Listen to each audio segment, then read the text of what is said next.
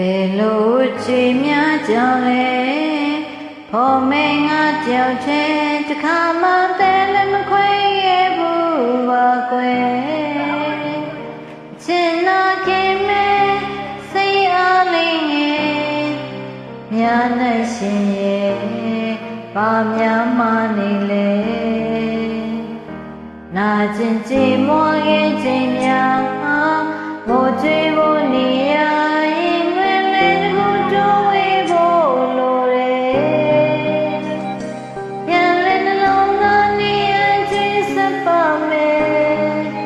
လွယ်လို့နေလေ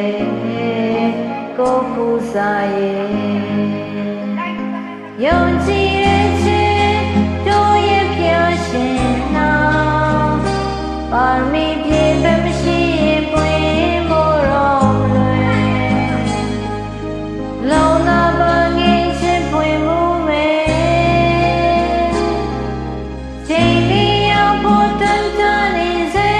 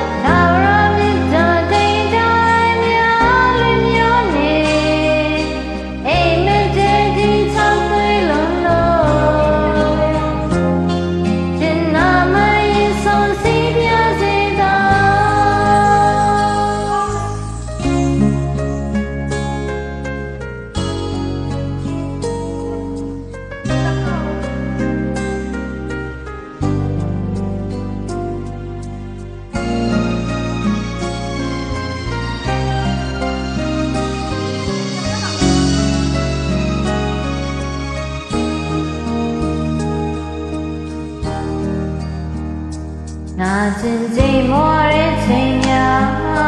ဟိုကြွေး